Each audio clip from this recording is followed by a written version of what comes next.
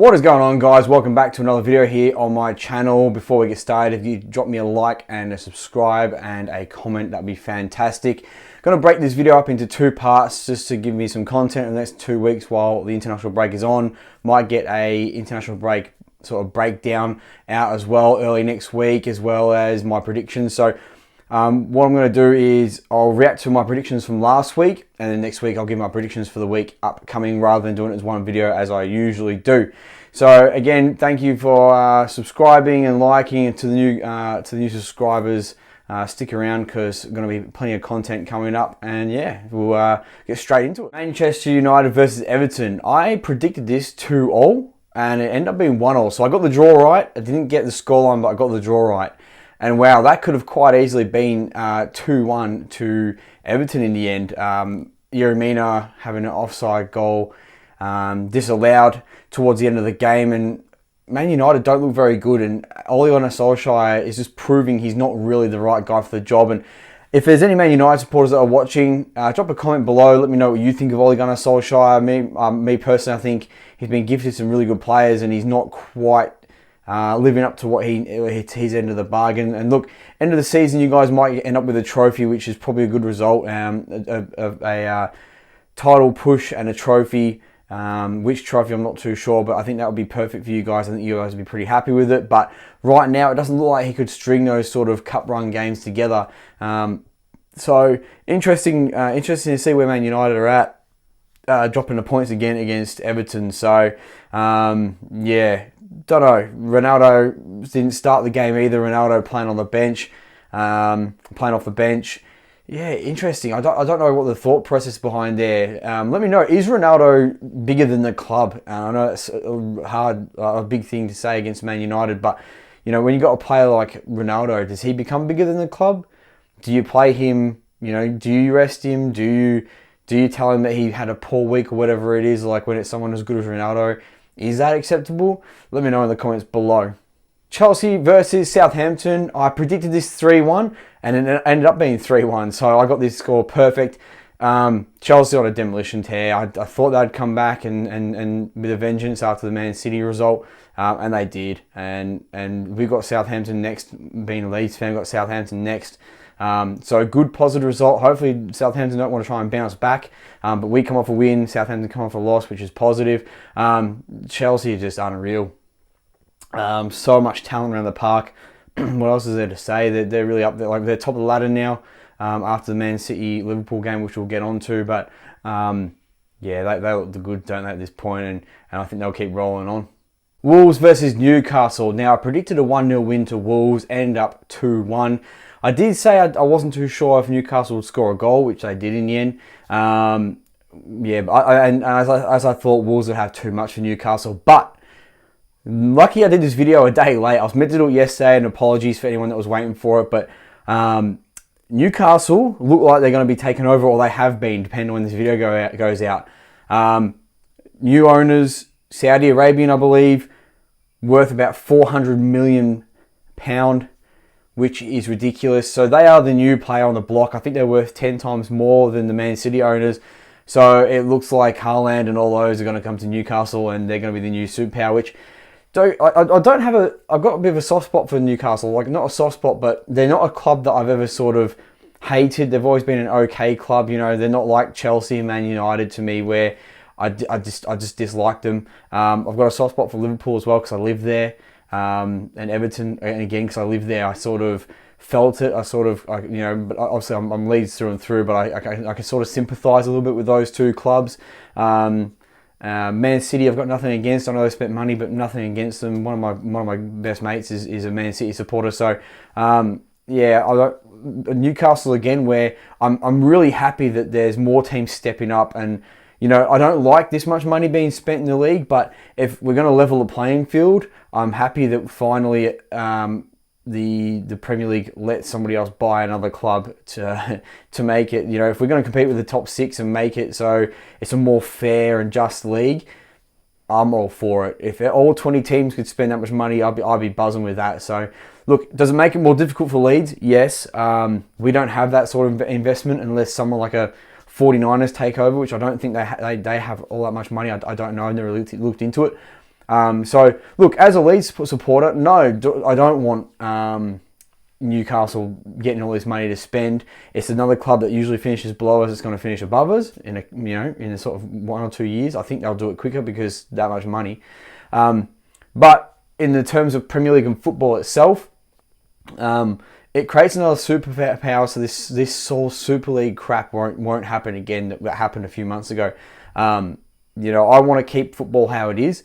The Premier League is already a fantasy land as it is. Those top six is already a fantasy world as compared to the rest of football. And, not that I want Leeds in the Championship. That's not what I'm saying. But life was easier. And I know that it wasn't easier. Finishing 15th wasn't great. But it was, you played against some good English clubs and some good stadiums. And it felt like English football. Sometimes you're playing against some of these teams in the Premier League and it feels more like a fantasy land than football. But that's just my opinion. Don't shoot me for it. It's just my thoughts. But yeah, Newcastle getting the big takeover move from the sound of it. So interesting stuff. It'd be cool to see who they sign.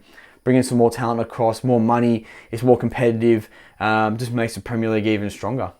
Burnley versus Norwich. I predicted this to be a 1-0 win to Burnley. End up a draw.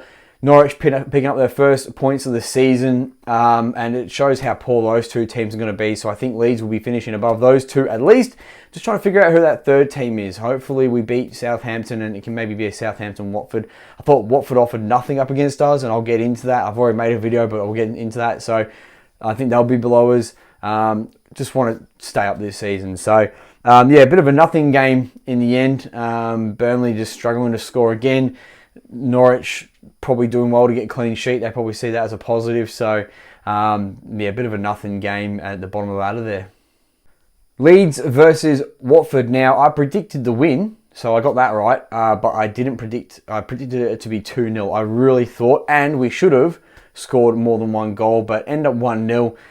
Look, I've already spoke about my other video, but we were unreal. Bit of a dodgy moment when the ball ended up in the back of the net from a Melia mistake from a cross. But look, it was always going to be a Leeds win. It felt like from start to finish, it was all us, and should have been more. How Dan James has not had 2 penalties in a row now, last week against West Ham and this week, I will never know. We should have rescued a point at least last week, but that's football for you. And we're out of the relegation zone, so happy days on that one. And Watford sort of don't know where they'll end up being, so we'll see in that predictions next week sort of what we're thinking. Brighton, Arsenal. Now I picked this as a draw, and that was correct, but I thought both teams would score. I thought Brighton have been scoring some goals recently, and so had Arsenal, so I thought maybe a goal each. I thought they'd cancel each other out because they have that same feel about them at the moment where Brighton is starting to score goals and their XG is actually starting to come across. And Arsenal are lower than where they should be in the ladder, but they're about in the same spot, so a draw just kind of felt right. Arsenal looking stronger and stronger. They've 3 wins and a draw now after the start of the season. It's showing that losing to Brentford wasn't such a bad thing because Brentford getting a draw against Liverpool and actually looking like a decent side this year, sort of like the Leeds of last year, lack of a better word, discombobulating teams. I don't know how else to explain it. Probably a poor choice of word to choose out of all of them, but it's sort of confusing teams, and I think catching teams off guard is what Brentford are doing. So, so that ended up being a draw. So not a bad result in the end after losing to Brentford. Man United and Chelsea, I think it was. Sorry, Man City and Chelsea, not Man United. Man City and Chelsea. So, Arsenal looking okay in the end, getting a draw against a tough Brighton side. Tottenham versus Villa. Now, I predicted a 2-1 win to Villa. I got the score right, I just didn't get the winner right. Ended up being Tottenham winning. So, interesting. After Aston Villa showing how good they've been, Tottenham getting the win in the end. They look pretty good from start to finish, Tottenham. They look like probably the better team, I would say. Tottenham are a strange one. I don't know what this is going to be the side that you don't know what Tottenham's going to turn up on the day. So it'll be like last year where Leeds will either get bad by them or we'll batter them because we lost 3-1 and then we beat them 3-0, I think it was. So Tottenham really an inconsistent side. Is the manager the right one for the job? No, definitely not at all. Nuno Espirito Santos. Nah, he's not the one, is he? I thought he'd do all right there, but they play boring football. They don't look good. It's like Mourinho, but a B-Tech Mourinho type of football. Yeah, Tottenham not great, but picking up 3 points against a good Aston Villa side. So interesting to see what comes up this next weekend. Harry Kane needs to get his scoring boots on more. That's definitely for sure. They look like they're struggling without him. Like they need him to score more. But saying that, when he wasn't in the squad, I thought they looked better. So I've said this before in videos. I think they're probably better. They should have sold Harry Kane in the summer. They held on to the fact that he is world class, and that I'm not saying he isn't, but he's lazy. And I just think he would suit a Man City side where everyone else around him's working so well. He just has to be in the right place at the right time. He just has to be in the spot, or just to tap it in, guide it home, header it in, whatever it is. He'd be better at that. Not trying to harry defenders and try to win the ball back and try to do anything like that. I think he's definitely too lazy for that sort of football. West Ham versus Brentford, another one where I got the score right, 2-1, but just the wrong way around. I thought West Ham would beat Brentford. Brentford winning in the end. Look, I didn't think West Ham were particularly great against Leeds. We deserved to beat them on the day. I'll say that quite comfortably. We ended up losing 2-1. Brentford showed the difference in class between Brentford and Leeds at the moment, and a bit of confidence. They looked well and truly better than West Ham. And again, a moment of brilliance from Bowen that was a difference, almost saved them. But they did the same thing against Leeds. They had a moment of brilliance where, a bit of luck with the Bowen shot that deflected off 2 defenders, and that's all it took for West Ham to get 3 points. They almost got themselves a draw today, by the same token of just a moment of brilliance. They weren't particularly very good, so I'll be taking that into account from now on. That look, against the poorer sides, they're going to have moments of brilliance that they're going to end up scoring from, and I think that's how West Ham's going to go. Not being impressed by them in the last couple of weeks, so see how they go from now on. But Brentford rolling on stronger and stronger each week. I thought they would be down near the bottom, and I do think they'll have a lull in the season, and it's about how they bounce back, because Leeds did the same. We had a bit of a lull in the season, and then we bounced back, and we had a really tough run of games. Everyone thought there's no points from that. We end up picking up points. So we'll see how Brentford do, because it's those situations that can keep you or make or break you in the Premier League. Palace Leicester, I predicted 2-1, ended up being a 2-2 draw. What can I say? Leicester snatched it early.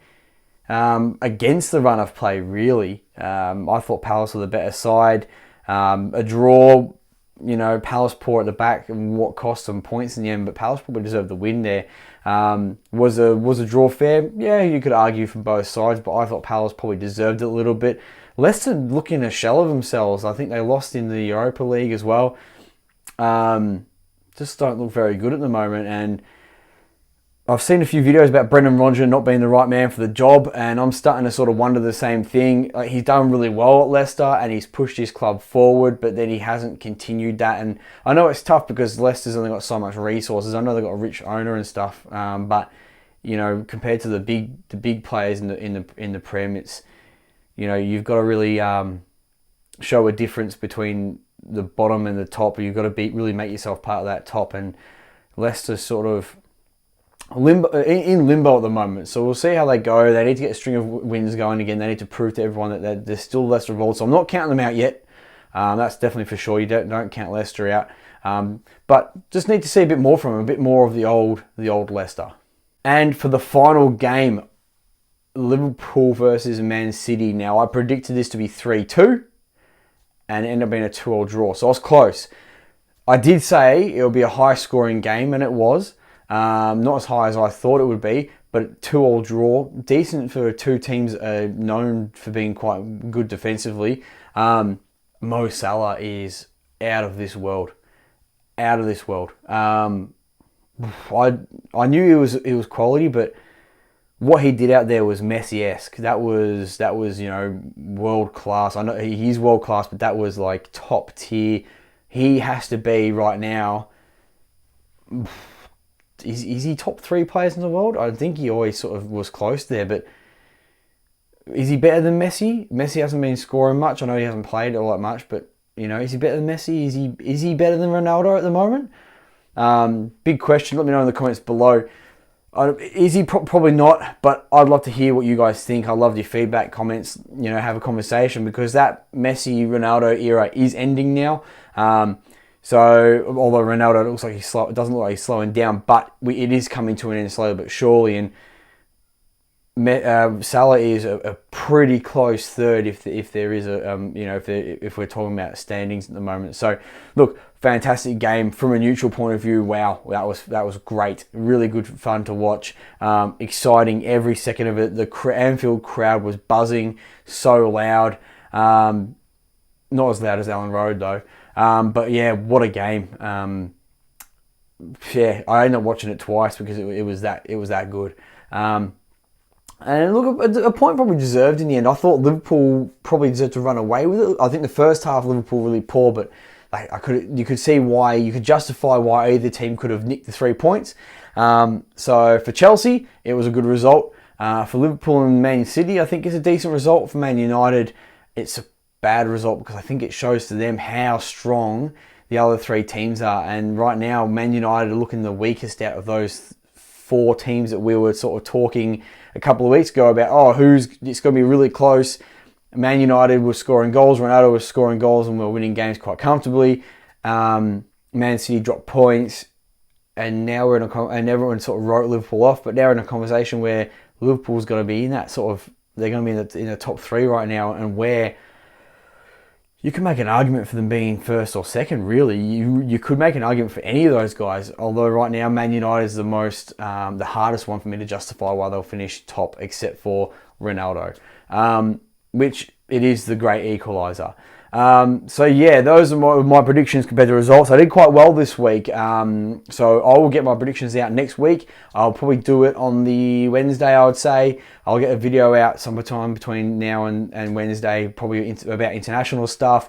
Maybe some transfer rumours. Let me know if you'd like to hear me do some transfer rumours for Leeds. I know it's not the transfer market, but it's something I'll try and do more and more, especially leading into the transfer market. Talk about the Newcastle takeover as well. Do a little video in between. So yeah, predictions out for the Premier League next week on Tuesday, and then on Friday I'll get my Leeds versus Southampton prediction video out and some talking points. So again, thank you guys for the new subscribers. Thank you for the likes and the views, and thank you if you haven't subscribed already. If you could hit the subscribe button, that'd be fantastic. Building this community, it's growing slowly but surely, and I'm really proud of it so far. So come along for the ride with me, and I appreciate it. Thank you very much, and peace.